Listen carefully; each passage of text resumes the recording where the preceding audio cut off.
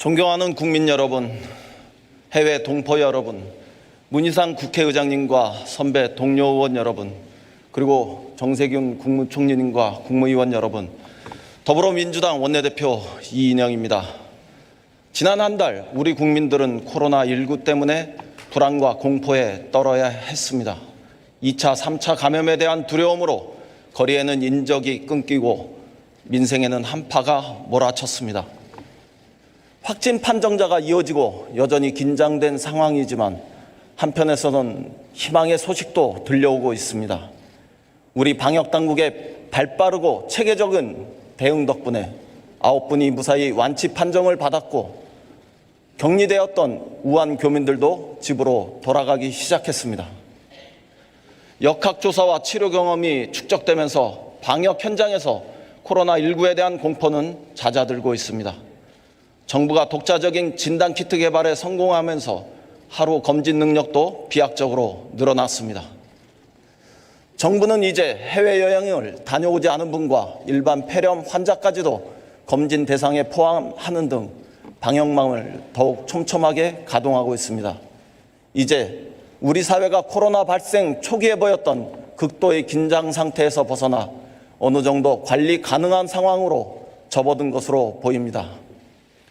그동안 국민 여러분께서 보여주셨던 성숙한 대응과 방역당국, 방역 일꾼들의 헌신에 이 자리를 빌어 깊은 감사의 말씀을 드립니다.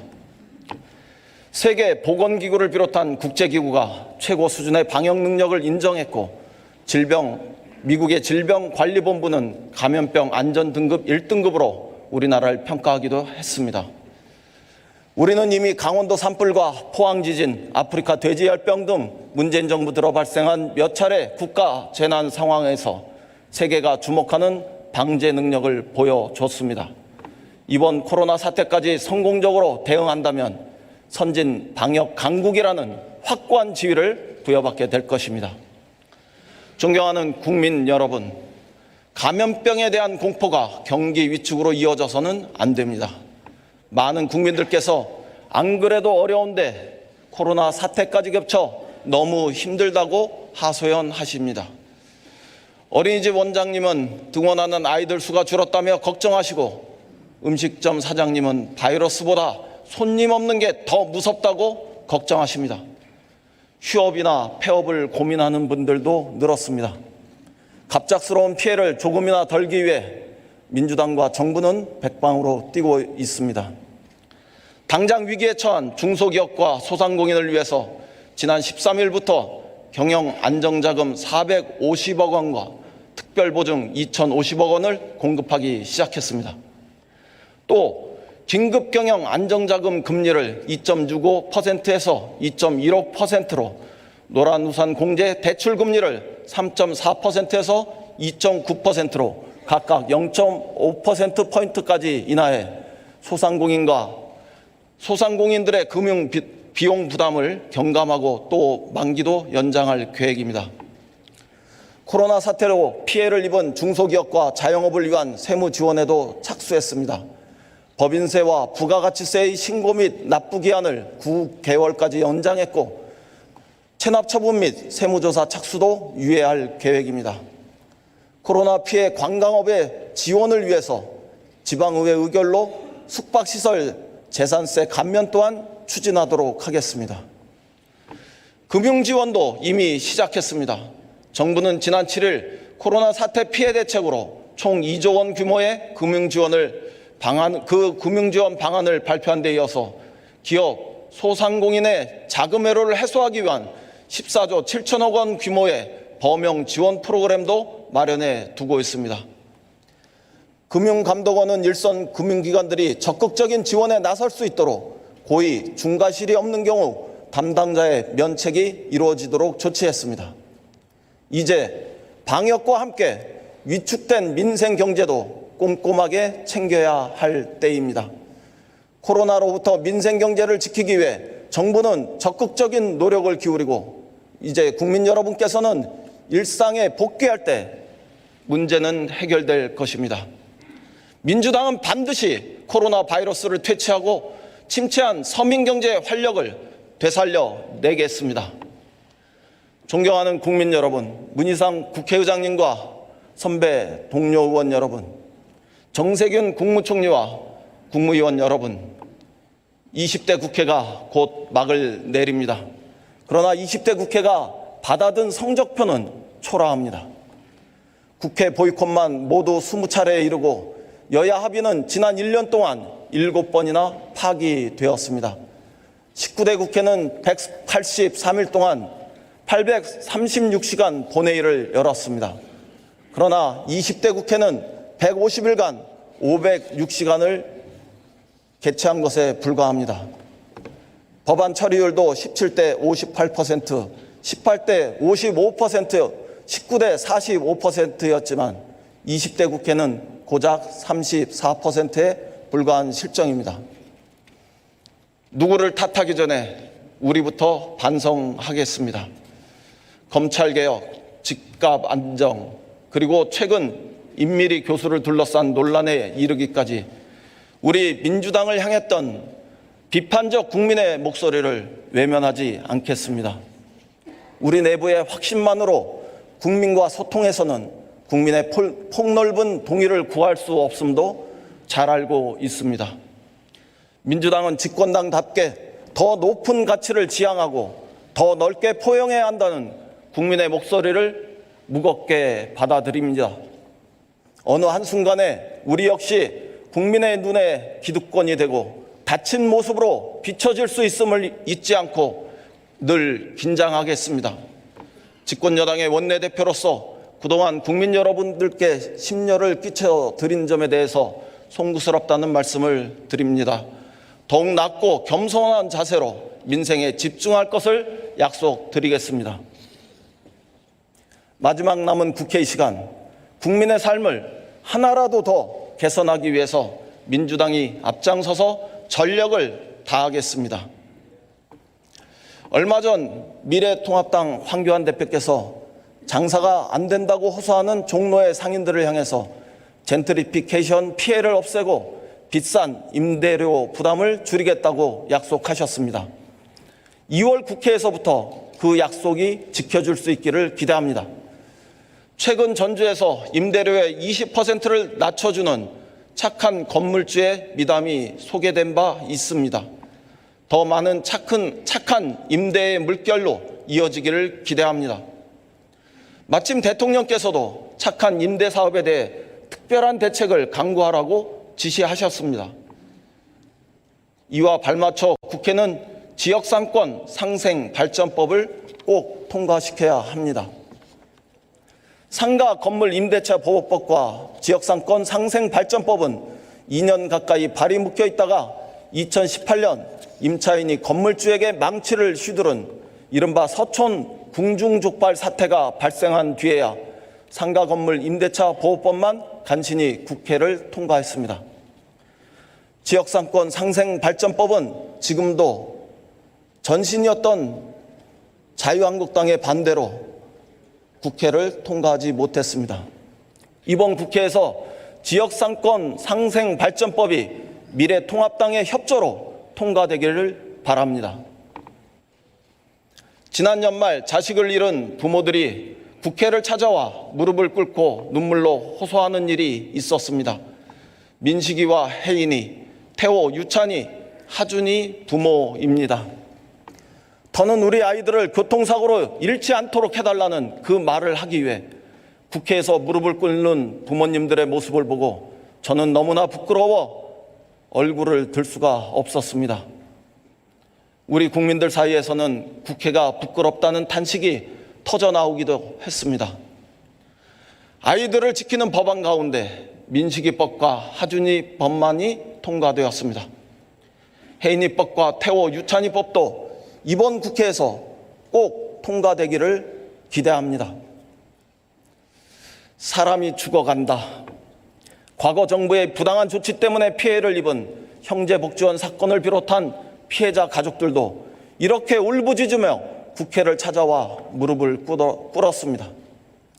그러나 한겨울 국회의사당 지하철역 지붕 위에서 24일 동안 단식 농성을 한 형제복지원 생존자 최승우 씨의 목숨을 건 호소에도 불구하고 과거사법은 끝내 국회의 문턱을 넘지 못했습니다. 이렇듯 20대 국회에서 처리해야 할 시급한 민생 법안은 산적해 있습니다. 무엇보다 감염병 대응 강화를 위한 검역법, 감염병 예방법, 의료법, 공공의료대학법 등 방역 사법의 통과가 시급합니다. 이 밖에도 미세먼지 관리특별법, 가습기 살균 피해 구제법도 너무 오래 본회의 통과를 기다리고 있습니다. 금융소비자 피해 방지와 사후 구제를 위한 금융소비자 보호법, 생활 SOC 확충을 위한 국유재산법, 일본의 수출 규제 극복을 위한 대외무역법, 결제 시스템 간편화를 위한 소상공인 보호법과 대중소기업 상생협력법, 대리점 거래 공정화법, 하도급 거래 공정화법, 그리고 소프트웨어 산업진흥법, 국가정보기본법도 화급을 다투는 법안들입니다. 미루어졌던 지방자치법을 개정하고 해직 공무원 복직 문제도 이번 2월 국회에서 인도적 측면에서 매듭 짓고 갈 수 있기를 기대합니다. 민생 입법 일괄 처리로 20대 국회 유종의 미를 거둘 것을 모든 야당에게 제안합니다. 20대 국회가 끝나기 전에 산적한 민생 법안을 모두 처리한다는 특단의 여야 합의를 요청합니다. 존경하는 국민 여러분, 지난해 세계 경제는 유례없는 동반 하락을 경험했습니다. 미중 무역 분쟁과 브렉sit, 홍콩 사태, 한일 무역 갈등이 그 주요 원인이었습니다. 전 세계 경제의 90%가 동시에 하락했고 세계 무역량 증가율이 급락했습니다. 우리는 이런 상황에 대응하기 위해 IMF, 월드뱅크 등 국제기구의 권고대로 확장적 재정정책을 추진했습니다.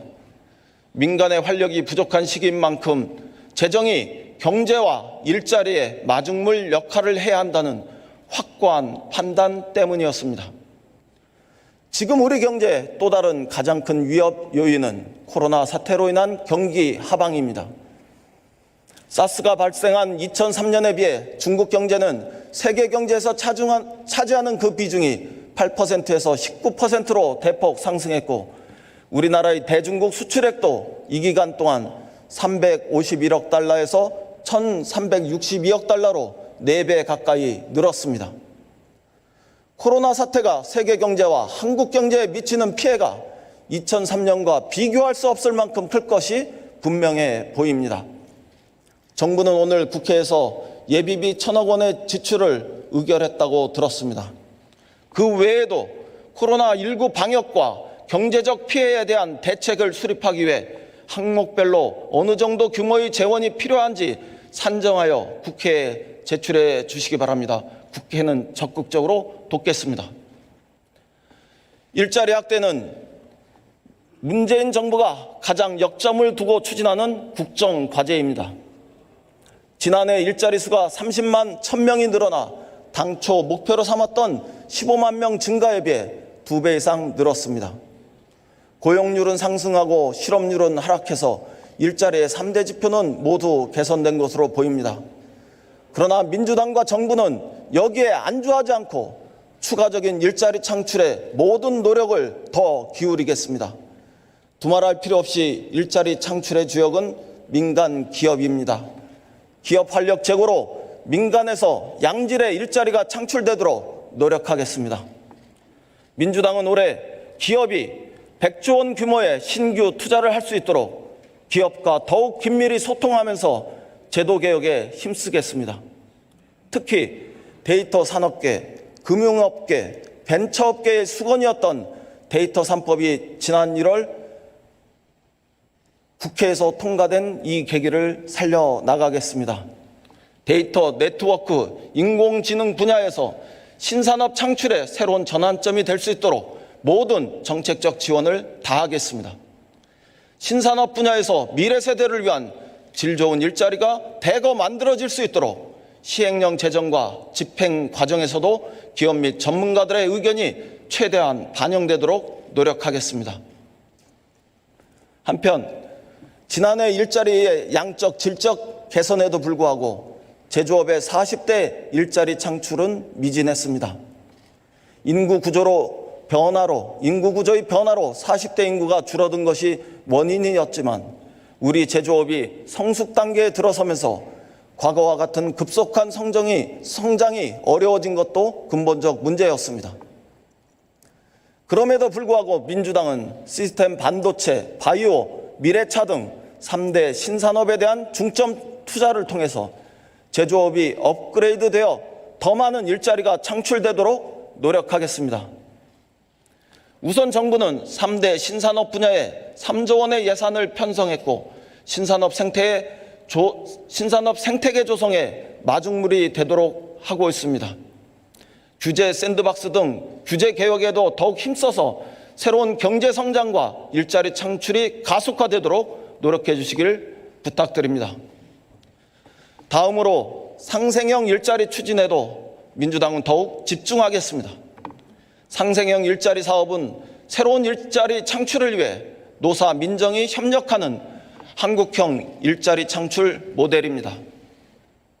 노동자는 적정 임금과 노사 관계 안정에 협조하고 기업은 투자로 일자리 창출과 원하청 관계를 개선하며 민간은 사업에 우호적인 환경을 만들고 정부는 세제와 인프라를 지원하는 협력과 상생의 미래형 일자리 창출 모델입니다.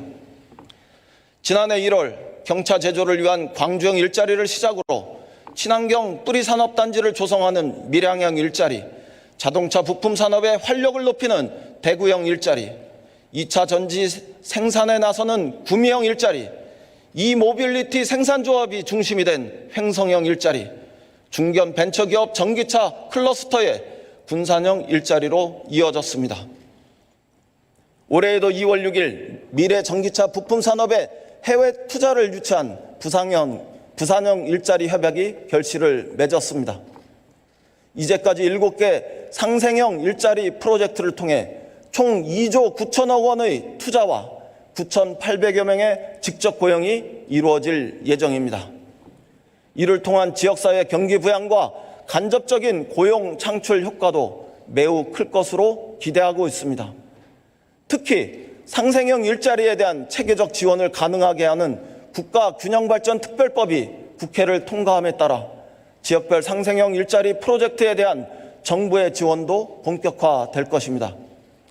민주당은 이를 바탕으로 올해 안에 충북 괴산, 전남 신안, 전북 익산, 경북 포항 등 여러 지역에서 상생형 일자리 프로젝트를 성사시키기 위해 더욱 노력하겠습니다.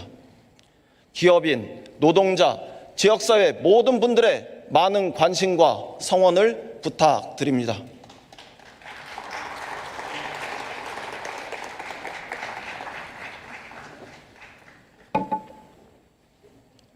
존경하는 국민 여러분, 어르신 일자리에 대한 대대적인 인식 전환이 필요한 때입니다.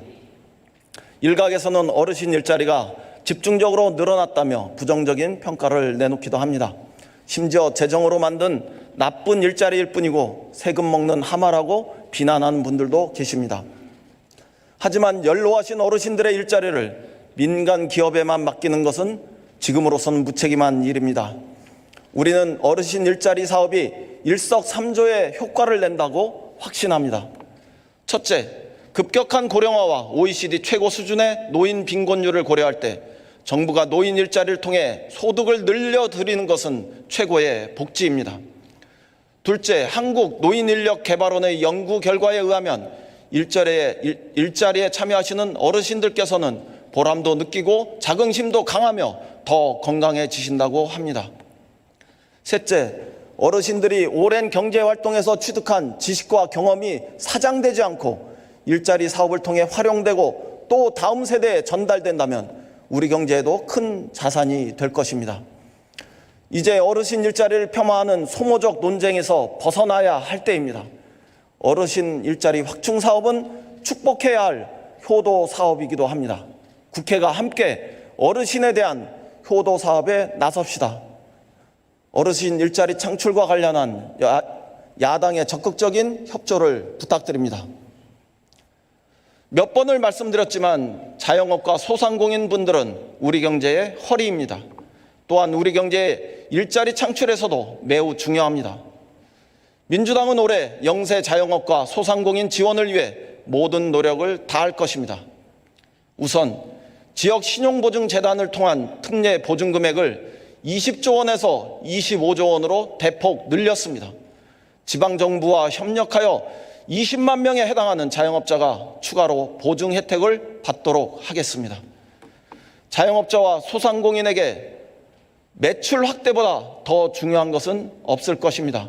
민주당은 온누리 상품권과 지역사랑 상품권 등 골목 상권 전용 상품권을 올해 5조 5천억 원 규모에서 2024년까지 10조 5천억 원 규모로 2배 늘려나가겠습니다. 그 외에도 소상공인의 인터넷 쇼핑몰, TV 홈쇼핑 등 온라인 입점 지원을 확대하겠습니다. 제로페이를 더 편리하게 만들어서 가맹점을 2024년까지 200만 개로 대폭 확대하고 카드 수수료 부담을 획기적으로 경감하겠습니다.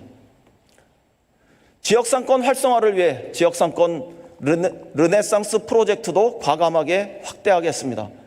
모든 시군구에 전문화된 개별 특화 상점가를 육성하고 상권 육성 전담기구를 설립해서 뒷받침하겠습니다. 자영업 하시는 분들을 위한 세제 지원도 추진하겠습니다. 영세 자영업을 대상으로 한 부가가치세 간이과세 기준 금액은 2000년 4,800만 원으로 결정된 이후 고정되어 있습니다. 20년간의 경제 규모 확대나 물가 상승률을 고려해서 영세 자영업자들의 세부담과 세금 계산서 발행, 장부 작성 등의 행정 비용을 경감하는 방향으로 기준 금액을 큰 폭으로 상향 조정하는 방안을 정부와 협의해 추진하겠습니다. 현금 거래가 많았던 과거와 달리 신용카드 사용률이 79.1%에 달할 정도로 조세 환경도 선진화된 만큼 간이과세 기준 금액을 상향해도 그 부작용은 크지 않을 것으로 판단합니다. 정부의 전향적인 적극적인 대책 마련을 촉구합니다.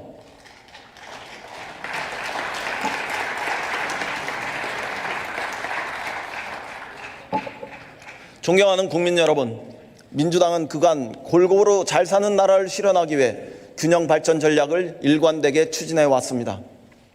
우선 실질적인 지방 분권 시대를 열고 수도권 못지않게 살기 좋은 지역을 만들기 위해 지역별 특색에 맞는 생활 SOC 사업에 적극 투자하겠습니다. 더 나아가 지난해 정부가 발표한 23개 사업 24조 1천억 원 규모의 국가 균형 발전 프로젝트 추진 방안도 차질 없이 진행되도록 민주당이 적극 뒷받침하겠습니다.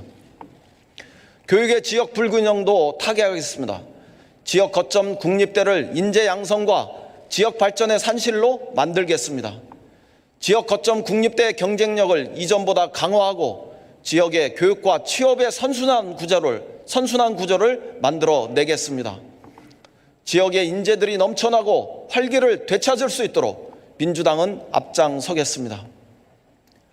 농어민 생계 안정으로 활력 있는 농어촌도 만들겠습니다. 사람이 돌아오는 농어촌을 만들기 위해 먹고 사는 문제부터 해결해야 합니다. 생계가 안정되어야 농어촌이 활기를 띠고 젊은이들도 돌아오기 때문입니다. 우리 정부는 2017년부터 귀농 청년에게 월 최대 100만 원을 지급하는 청년 창업농 육성 대책을 추진해 왔습니다. 2019년 청년 창업농 선발자가 1,600명쯤 되었는데 그중 69.7%가 귀농인으로 집계될 만큼 청년들이 농촌에 유입되고 있는 것으로 나타났습니다. 한편 정부는 농업의 공익적 다원적 가치를 보존하기 위해 공익형 직불제도 추진했습니다. 그동안 쌀 중심으로 이루어졌던 직불제는 작물 간의 형평성과 중소농가의 소득 안정을 고려해서 공익적 기능을 강화하는 방향으로 개편되었습니다. 2019년 1조 6천억 원에 불과했던 직불제 예산이 올해 2조 4천억 원 규모로 50% 증가해서 농촌에 새로운 활력을 불어넣을 것으로 기대됩니다. 수산 분야에서도 해양 오염을 방지하고 어업 환경을 보존하는 동시에 안전한 수산물 먹거리가 공급되도록 공익형 직불제 도입을 추진하겠습니다.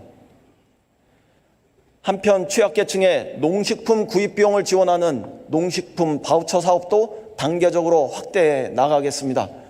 취약계층의 건강 개선 효과와 더불어 농축산물의 안정적인 판로 확보로 농가 소득 증대에 기여할 것입니다.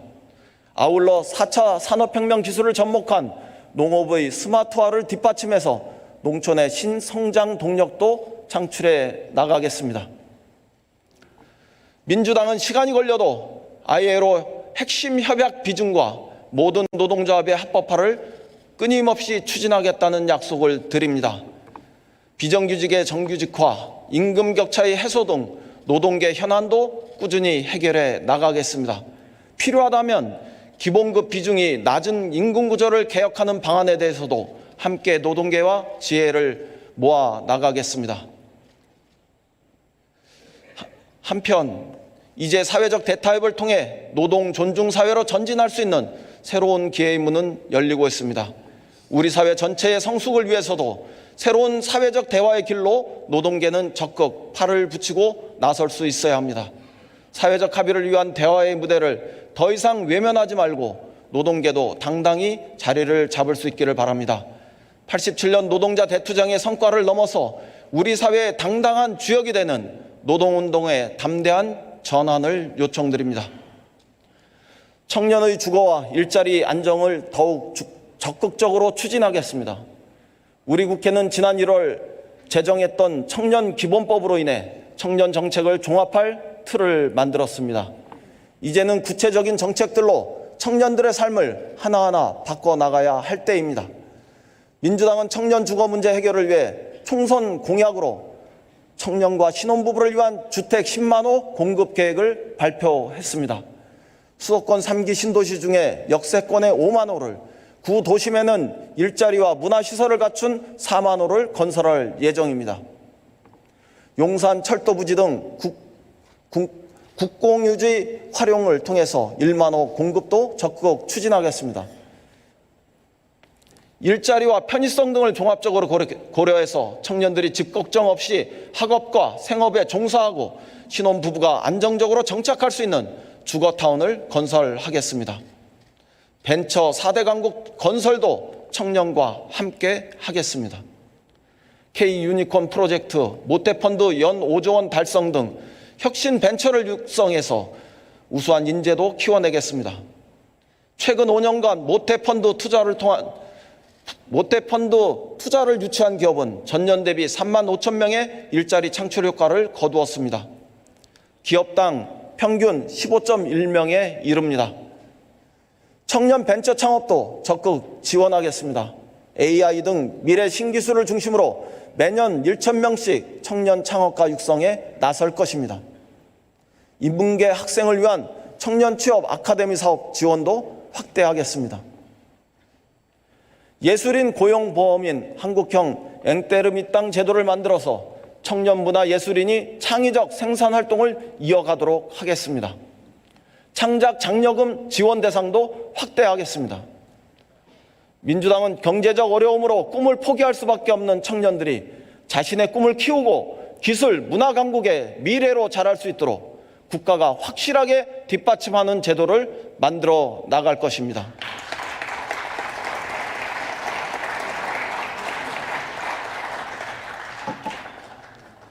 미세먼지 없는 안전한 나라를 만들겠습니다. 아이들이 건강한 나라, 국민 모두가 안전한 환경을 만드는 것은 민주당의 변함없는 약속입니다. 세계보건기구에서 1군 발암물질로 분류한 미세먼지는 침묵의 사회재난으로 규정될 정도로 심각한 사회 문제입니다.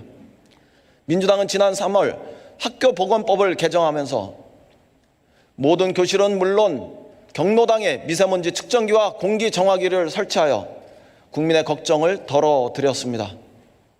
한편 정부가 계절관리제를 시행하고 있지만 국회에 계류되어 있는 미세먼지 특별법을 통과시켜서 미세먼지의 주범이 되고 있는 석탄발전소 가동과 노후 경유차 운행 역시 적극적으로 줄여나가겠습니다. 한 발 더 나아가 국민건강검진 항목에 폐기능 검사를 포함시키는 방안을 적극 추진하겠습니다. 마지막으로 정부도 중국과의 지속적인 협력을 통해 미세먼지를 줄이기 위한 우리 국민의 당당한 목소리를 적극 반영해 주실 것을 당부드립니다. 존경하는 국민 여러분, 얼마 전 비통함을 금치 못할 사건이 있었습니다. 불법으로 유인한 여성 피해자들을 장기간 겁박하고 디지털 성착취물을 만들어 불특정 다수에게 판매하는 희대의 성착취 범죄인 텔레그램 N번방 사건입니다. 국민들의 신고와 제보로 언론에 수차례 소개됐고 개정된 국회 청원제도를 통해 국민동의청원 제1호로 성립되었습니다. 스마트폰을 통해 빠른 속도로 유포된 성착취물에 피해자는 속수무책으로 자신의 삶이 무너져야 했습니다. 더욱이 피해자들은 직접 피해를 입증해야 했고 평생 지워지지 않을 마음의 상처를 다시 또 입어야 했습니다. 수많은 피해자를 양산한 이번 집단적 범죄는 가히 21세기판 인신매매라 봐도 무방합니다.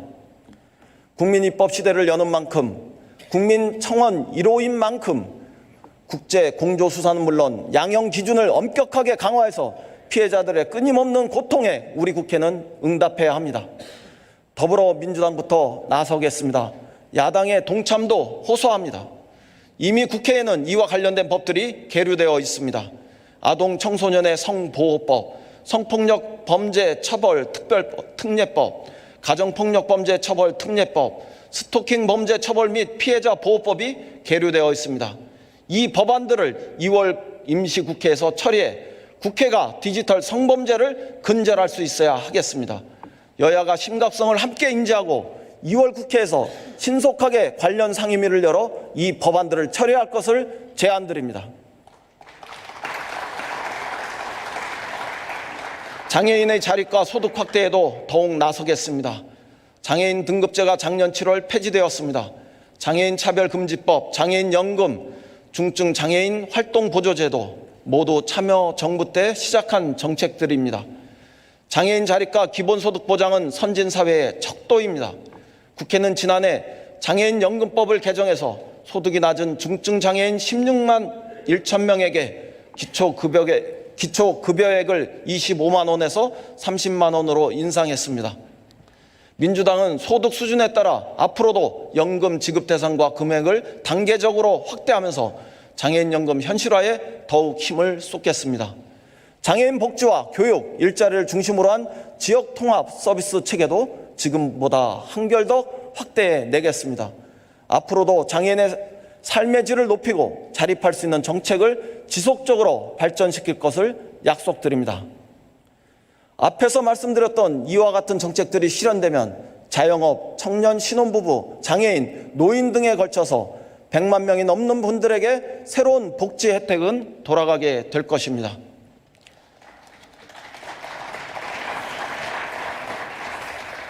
존경하는 국민 여러분, 지난 연말 우리 국회는 큰 홍역을 치러야 했습니다.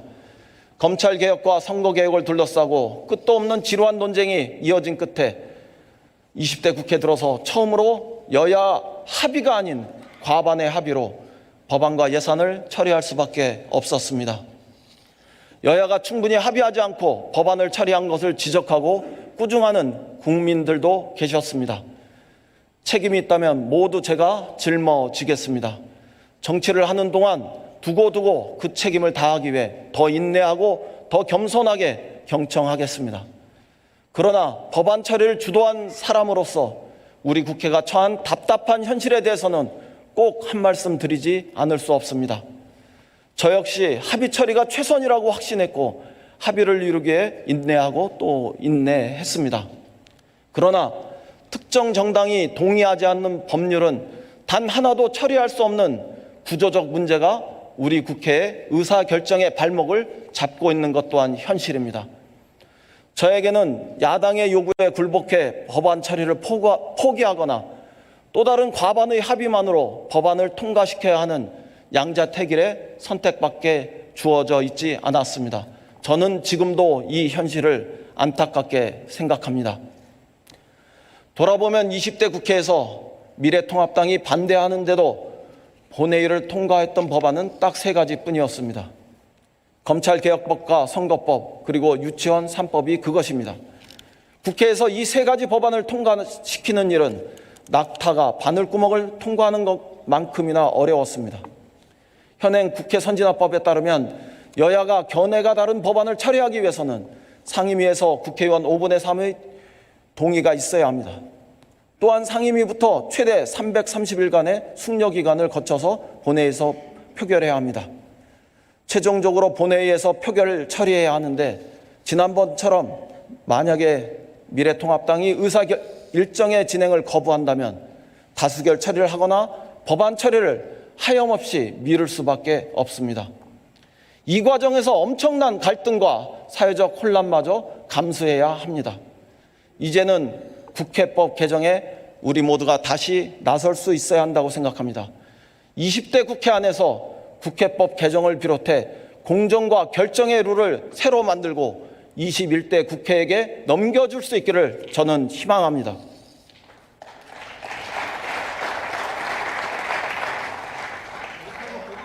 존경하는 국민 여러분, 이제 총선이 2달 앞으로 다가왔습니다. 그러나 저는 참담한 심정으로 작금의 정치 현실을 바라보고 있습니다. 과거 자유한국당이 급조한 미래한국당은 독자적인 당원도, 독립적인 정관과 정책도, 자립적인 사무실도 없습니다. 말 그대로 종이정당이고 창고정당이며 위장정당이고, 그래서 한마디로 가짜정당이라고 저는 규정합니다. 이런 정치기획은 헌법과 법률이 정한 정당 정치의 근간을 뒤흔드는 참 나쁜 정치이며 한국 정치사에서 두고두고 오점으로 남게 될 것입니다. 그리고 세계 시민들은 우리를 조롱할 것입니다. 며칠 전에 미래통합당의 황교안 대표께서는 방송 인터뷰를 통해서 가짜 정당 미래한국당이 총선에서 20석 이상을 확보할 수 있도록 노력하겠다고 했습니다. 참 나쁜 정치 선동입니다. 정말 이것만은 아니지 않습니까? 그러나 불행히도 이 말은 빈말이 아닙니다. 꼼수로 민심을 전복해서라도 무조건 국회 제1당이 되고자 한다면 그런 미래통합당은 민주주의도 정당 정치도 국민의 눈초리도 체면도 염치도 모두 다 버렸다고 저는 생각합니다. 우리 민주당은 민심을 있는 그대로 국회 의석에 반영해야 한다는 민주주의 대의에 따라서 15석에 이르는 비례대표 의석을 포기했습니다. 연동형 비례대표제를 통해 양당 중심의 대결 정치를 넘어서 협치와 합의제 민주주의로 나아가려는 충정이었습니다. 그러나 미래통합당의 가짜 정당 창당이 움직일 수 없는 현실이 되면서 악화가 양화를 구축하듯 민주주의를 위한 민주당의 희생과 결단은 왜곡될 위기에 처했습니다. 민심과 정반대로 미래통합당이 국회 제1당이 된다면 21대 국회는 개원 첫날부터 극단적 대결과 혼란만이 난무하게 될 것입니다. 작년 12월 16일을 기억합니다. 아스팔트 극우 세력에 의해 국회의사당이 난폭하게 유린되었을 때 황교안 대표께서 우리가 승리했다고 외치던 그 장면은 어쩌면 국회의 정치 일상이 되고 말지도 모르겠습니다. 민주주의를 사랑하는 국민 여러분, 지금 우리 민주주의는 중대한 위기를 맞고 있습니다. 한반도 평화도 노동 존중 사회도 민생 경제 회복도 기로에 서 있습니다. 미래통합당의 역주행의 정치를 멈출 수 있는 분들은 오직 국민 여러분밖에 없습니다. 이제 민주주의의 주인이고 역사의 주인인 국민 여러분께서 직접 나서 주셔야 합니다. 민주당은 이번이 마지막 기회라는 절박함으로 선거에 임하고자 합니다. 딱 2년의 시간, 민주당과 문재인 정부는 경제를 활성화하고 민생을 살려내며 권력구조를 기득권으로부터 온전하게 국민의 품으로 되찾아오는 역사적 위협을 완수해야 합니다. 그래야 한국 사회에 그 다음이 있기 때문입니다. 더 낮고 더 겸손한 자세로 유연하게 국민을 통합하고 다른 목소리도 포용하며 가겠습니다. 민주당에게 마지막으로 국민의 이름으로 개혁을 완수할 수 있는 기회를 주실 것을 간곡하게 호소드립니다. 김대중 정부를 시작으로 노무현 정부, 문재인 정부에 이르기까지 민주당은 일관되게 서민과 중산층을 대변하고 사회의 기득권과 부조리를 없애는 것을 최우선의 과제로 삼아왔습니다. 앞으로도 이익에 눈이 멀어 가치를 배반하거나 국민에게 등 돌리는 일을 절대로 하지 않겠습니다. 그동안 만족스럽지 않으셨겠지만 우리의 가치를 지키면서도 우리 민주당은 국민의 요구에 맞게 변해왔다고 생각합니다. 더욱더 확실하게 변해가겠습니다. 지금 주시는 국민 여러분의 따가운 질책을 교훈 삼아 국민의 눈높이에서 공감하고 삶의 변화가 느껴지는 정치를 만들어 가도록 하겠습니다. 국민 여러분께서 우리 정치의 백신이 되어 미래통합당의 정치 파괴를 막아주십시오. 대한민국의 미래를 결정해 주십시오. 대한민국의 위대한 전진을 지켜주십시오. 국민 여러분의 단호한 분명한 선택을 요청드립니다.